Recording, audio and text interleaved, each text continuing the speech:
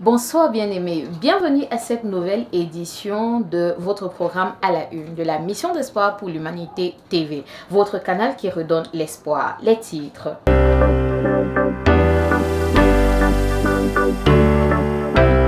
Je suis votre présentatrice Josiane Fodjo. Les grands titres de cette actualité, nous allons faire un comeback sur l'actualité de la semaine passée qui est avec le programme de Sodi Combo avec le thème « Que ta lumière luise ». En deuxième partie, nous avons eu une interview avec le surintendant de la Mission d'Espoir pour l'Humanité concernant notre convention annuelle 2023 qui s'annonce pour peu. La semaine dernière, nous avons eu notre programme à PK13 Sodi Combo, la grande campagne d'évangélisation qui avait pour thème que ta lumière luise. C'était des moments forts, des temps vraiment de donner sa vie au Seigneur, des personnes qui ont été délivrées, des personnes qui ont été sauvées, des personnes qui ont reçu Christ, mais surtout l'évangile qui sauve.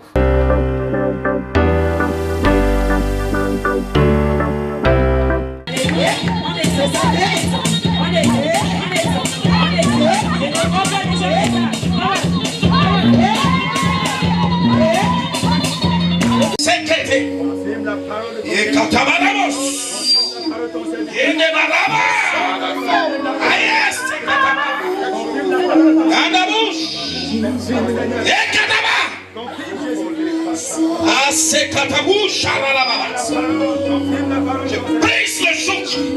I break the yoke. J'efface le joug. I erase the yoke. Et l'inscription sur ton front And the inscription on your qui est forehead. marquée, That is celle-ci est destinée à la mort. J'efface cette inscription. I Passe au nom de Jésus. Passe au nom de Jésus. in the name of Passe au nom de Jésus. in the name of Passe au nom de Jésus. in the Passe au nom de Jésus. Passe au nom de Jésus. In the name of Nom de Jésus. In the name of Jesus. Au nom puissant de Jésus. In the mighty name of À partir Jesus. d'aujourd'hui, As from today, je déclare liberté dans ta vie. I declare freedom in your heart, in your life. Liberté dans ta vie. Freedom in your life. Et que cette chose qui était inscrite sur ton front est And effacée. that thing that was marked in your forehead C'est effacé au nom de Jésus. I say it is Ils te within chercheront, ils ne te verront plus. They shall seek you and they shall not Parce que find ta you. vie est cachée en Dieu. Because your life Merci, is hidden Seigneur. in Christ. Thank you. Alléluia. Amen. Gloire à Dieu. Merci Seigneur. Glory to Merci God. Père. Thank you, Father.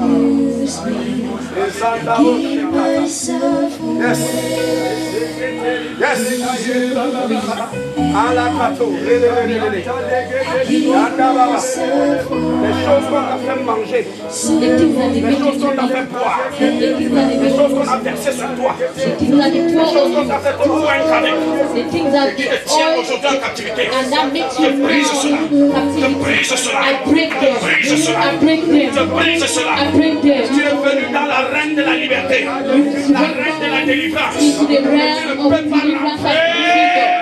You cannot go avec cette back. soeur dans ta vie. We stand for. En deuxième partie de ce programme, je vous propose d'écouter avec moi l'entretien que nous avons eu avec le surintendant de la Mission d'Espoir pour l'Humanité, le révérend Dieudonné Ndé, qui s'est prêté à notre caméra où il a répondu aux questions, à savoir d'où nous vient la convention annuelle de la Mission d'Espoir pour l'Humanité, quand est-ce qu'elle a commencé. Il a donné l'historique, il a donné les grandes lignes, il a surtout bien élaboré et expliqué. Suivez avec moi cette interview.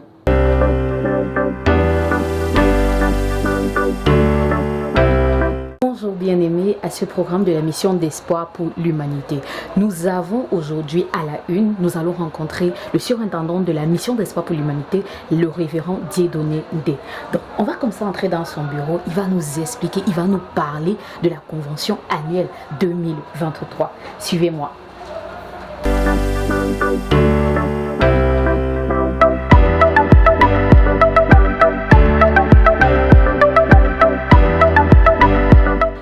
Dans le bureau du révérend Dieudonné Ndé, on aimerait d'abord savoir, révérend, c'est quoi la convention annuelle de la Mission d'Espoir pour l'Humanité? Alors, la convention annuelle, c'est une... voilà, quand on prenait le terme convention, c'est se convenir. C'est une rencontre où on y va pour se convenir, pour se mettre ensemble sur un certain nombre de choses, on se convient de faire certaines choses, d'avancer, on se convient sur le passé, on se convient sur les choses à rectifier et on se convient sur ce qu'on a à faire. C'est ça le terme convention. Donc c'est d'abord une convergence vers une même direction.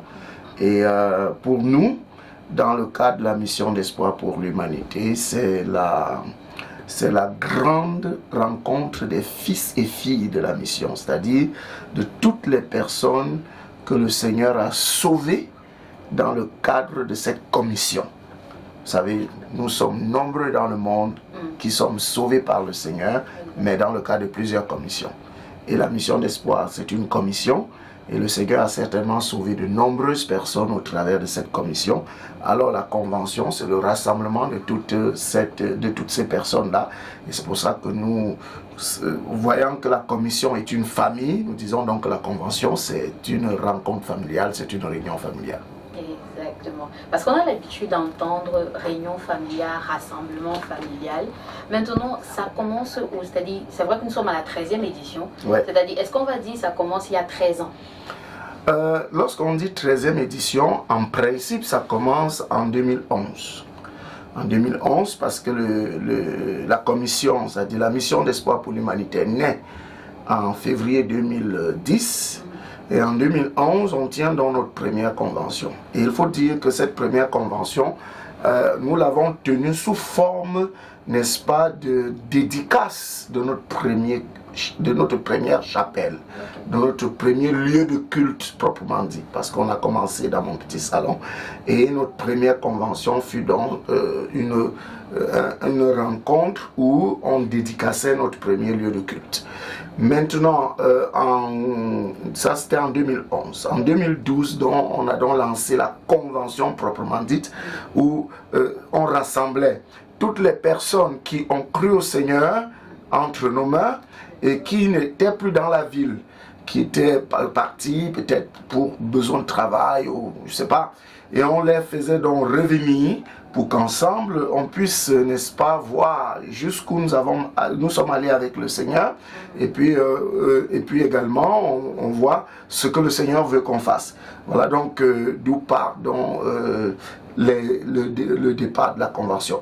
Donc chaque année, ça a été le cas aujourd'hui. Chaque année, nous tenons notre convention. Il n'y a pas eu une seule année où on n'a pas tenu, même pendant la grande pandémie. Ouais. On a juste repoussé la date. On a fait juste un glissement de date. Et puis, après la pandémie, on a repris avec les dates habituelles. D'accord. Les internautes aimeraient aussi savoir, est-ce que c'est possible de prendre le mouvement, si c'est une réunion familiale, est-ce que c'est seulement ceux-là qui ont été là depuis le début, ou alors les nouvelles personnes, les nouveaux membres ont aussi leur place? Non, il faut dire que déjà c'est la famille qui se rassemble, et puis quand la famille se rassemble, cette famille qui est appelée à grandir, n'est-ce pas, s'ouvre à d'autres qui veulent intégrer la famille. Et la convention aussi, c'est un moment où on accueille ceux qui veulent intégrer cette famille, où on reçoit ceux qui veulent intégrer cette famille. C'est pour cette raison que généralement pendant les conventions, on voit des personnes qui se sont données au Seigneur et qui confirment leur engagement avec le Seigneur par les eaux de baptême.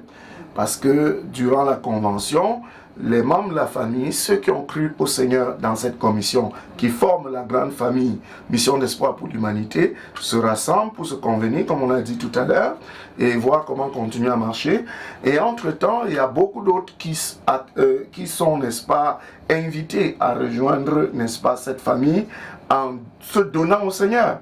En se donnant au Seigneur, surtout que le but d'une œuvre, d'une commission comme la mission d'espoir pour l'humanité, c'est le salut des âmes. Ça rentre dans nos missions, n'est-ce pas, encadrer, évangéliser et encadrer ceux qui sont sauvés. Ça fait partie de nos missions. Donc en principe, chacune de nos activités doit voir des gens qui se joignent à nous en se donnant au Seigneur. Donc durant cette convention, c'est une belle occasion aussi de permettre à ceux qui ne connaissent pas la mission d'espoir de venir comprendre ce que c'est la mission d'espoir. Quelle est notre vision, quelles sont nos missions, qu'est-ce que nous faisons, nous allons où.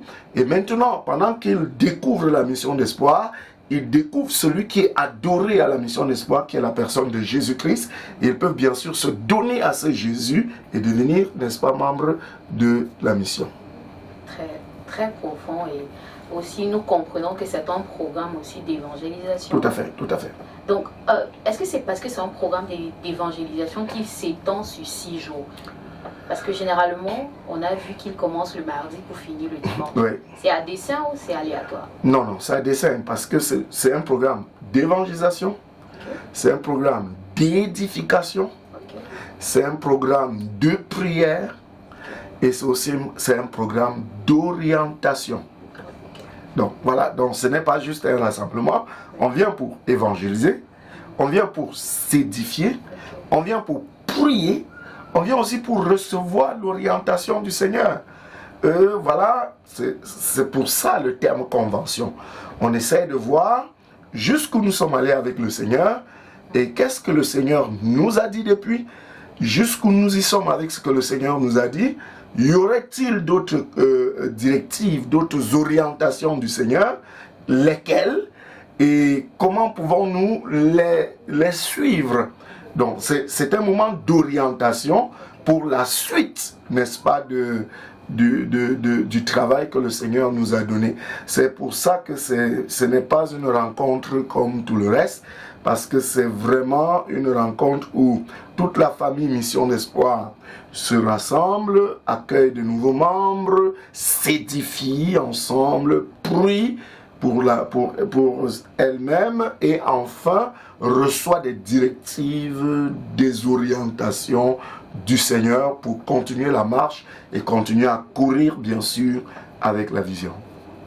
Quand on vous écoute parler, on sent qu'il y a une croissance, c'est comme ça va crescendo. Tout à fait. C'est-à-dire qu'il y a des personnes qui étaient là, sûrement qui étaient des membres lambda au début, parce qu'on a remarqué que ce n'est pas vous qui pilotez la convention.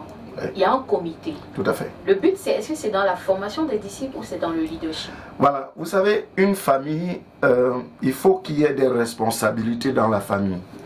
Lorsque un père, Dieu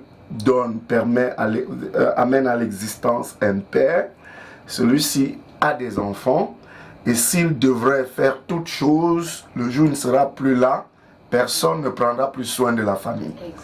Voilà, donc chez nous, l'objectif c'est de permettre à tous ces fils et filles qui sont nés dans le Seigneur, dans le cadre de cette grande commission qu'on appelle la mission d'espoir pour l'humanité, qu'ils puissent devenir responsables, qu'ils aient déjà l'habitude de rassembler la famille.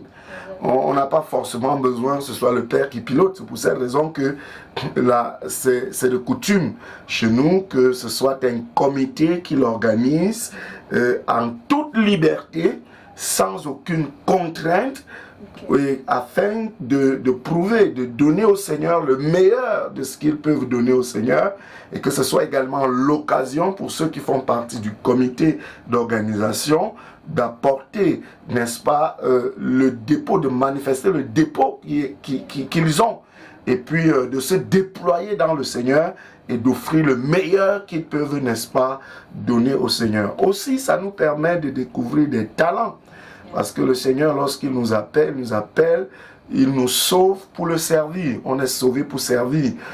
Et là, quand on met sur pied un comité d'organisation qui a toute l'autonomie dans l'organisation de la convention, sans l'ingérence du surintendant que je suis, ça permet qu'on découvre les talents, ça permet qu'on voit le potentiel des uns et des autres, qu'on voit aussi le dépôt spirituel dans la vie des uns et des autres, et qu'on voit également Dieu se servir de d'autres personnes pour bénir le reste de la famille, parce que nous sommes tous des sujets de bénédiction. Amen. On va terminer avec le thème de la Convention 2023, Oui. qui est justement croître en sagesse, en statut et en Oui. grâce, Oui. selon Luc chapitre 2 au verset 52. Tout à fait. Qu'est-ce qu'on pourrait, en quelques mots, qu'est-ce que vous pouvez dire à la personne qui va venir pour la première fois? Voilà, ce qu'on peut dire à la personne qui viendra là pour la première fois, c'est que nous voulons aborder ce sujet pour permettre aux participants à cette convention de croître en 3 dimensions. Premièrement, dans la dimension stature. La dimension stature, c'est quoi? C'est cette dimension où l'être se développe, c'est-à-dire que l'être fait des progrès. C'est-à-dire que le statut de quelqu'un change. On ne peut pas être chrétien depuis qu'on a cru, on bagarre avec le même péché, on bagarre avec les mêmes vieilles habitudes, ou alors on a toujours des difficultés à joindre les 2 bouts, à satisfaire nos besoins, etc. Non, c'est qu'il y a quelque chose qui ne va pas. Christ croissait en stature, c'est-à-dire que il pouvait manquer une chose aujourd'hui et avec le temps, il ne manque plus. Donc ça, c'est la croissance en stature. On voudrait que des bien-aimés puissent, n'est-ce pas, grandir en stature. On veut voir les frères voir leur statut changer. On veut voir les frères voir leur état changer véritablement. Maintenant, grandir également, croître également en sagesse. Et ça, c'est très important, croître en sagesse. Vous savez, aujourd'hui, il manque beaucoup de sagesse dans le milieu chrétien. C'est pour ça qu'on pose parfois des actes sans mesurer la portée de ces actes. On n'a qu'à voir les posts sur Facebook, sur TikTok. Parfois, on se pose la question, est-ce que le frère qui a fait ce post a mesuré l'impact que cela aura et les conséquences que son poste peut avoir sur son identité de chrétien? C'est un manque de sagesse. Je n'ai que pris cet exemple. Donc les gens ont besoin de grandir en sagesse. Beaucoup aujourd'hui sont passés à côté de leur bénédiction, du projet, du plan de Dieu pour eux, pas parce que Dieu ne voulait pas faire des choses dans leur vie, mais tout simplement parce qu'il leur a manqué de la sagesse. Il faut donc grandir en sagesse. Il faudrait qu'on arrive au niveau où les erreurs qu'on commettait aussi bêtement, excusez-moi du terme, aussi naïvement, qu'on puisse aujourd'hui ne plus les commettre parce qu'on a grandi en sagesse. Et enfin, il faut croître en grâce. Vous savez, la grâce de Dieu nous dit Tite, du moins nous dit l'apôtre Paul à son fils Tite, il nous dit, la grâce de Dieu, source du salut, a été manifestée pour tous les hommes. Et elle nous enseigne à renoncer aux œuvres mortes. Il faudrait qu'on comprenne le mystère de la grâce et qu'on grandisse dans la grâce. Grandir dans la grâce, c'est déjà connaître ce que c'est que la grâce. La grâce n'est pas une autorisation à pécher ou une autorisation à faire n'importe quoi. C'est pour ça qu'il faut connaître ce que c'est que la grâce. Et grandir dans la grâce, c'est savoir saisir la grâce, savoir provoquer la grâce, savoir, n'est-ce pas, gérer la grâce. Parce qu'il y a des moments où tu es dans une grâce extraordinaire, mais si tu le gères mal, tu vas passer. Donc il faut savoir provoquer la grâce, il faut savoir saisir la grâce, il faut savoir gérer la grâce. Et ça aussi, ça demande qu'on croisse en grâce. Donc en fait, ce thème est un thème qui est vraiment un thème réservé à un peuple qui chemine vers la maturité. Vous voyez un peu, c'est un thème qui essaye aussi de... C'est un thème qui essaye aussi de dire à toute la grande famille, Mission d'Espoir pour l'Humanité, vous avez fait du chemin, maintenant vous entrez dans votre saison de maturité. Dans votre saison où ça ne vaut plus la peine d'être hypocrite, ça ne vaut plus la peine de paraître. C'est la saison où vous devez être. C'est la saison où vous devez affirmer votre identité. C'est la saison où votre oui doit être oui, votre non doit être non. C'est la saison où vous ne devez plus vous comporter comme si vous aviez peur de quelqu'un. Si vous avez à dire à quelqu'un, vous le lui dites. Si vous avez à accepter faire quelque chose, vous le faites. Et si vous avez à ne pas le faire, vous vous prononcez et vous dites je n'ai pas à le faire. Donc voilà un peu. Donc cette convention avec ce thème, c'est une interpellation à toute la grande mission pour dire et là faites attention, vous passez à un autre niveau. C'est à un autre niveau où on ne verra plus des gens pour un rien se mettre en colère, pour un rien bouder les autres, disparaître de l'église. Non, non, non. C'est une saison où on doit, n'est-ce pas, saisir cette croissance en stature, en grâce et en sagesse. J'ai envie d'applaudir.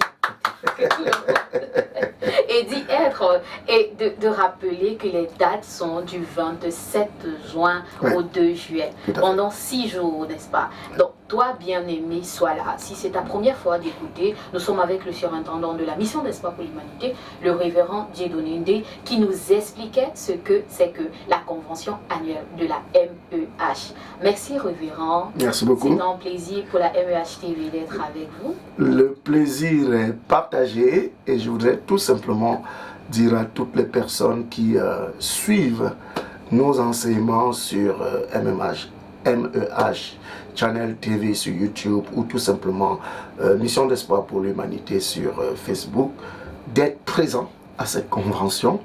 Vous serez véritablement bénis.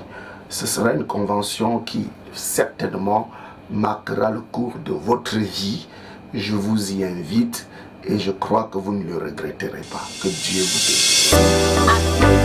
C'était tout pour cette édition de À la Une. Nous espérons vous avoir très bientôt pour une suite encore de cette convention annuelle. Prochainement, nous aurons avec nous le PCO. Entendez par là le président du conseil d'administration ou le conseil d'organisation. Voilà, le PCO de la convention annuelle de la MEH 2023.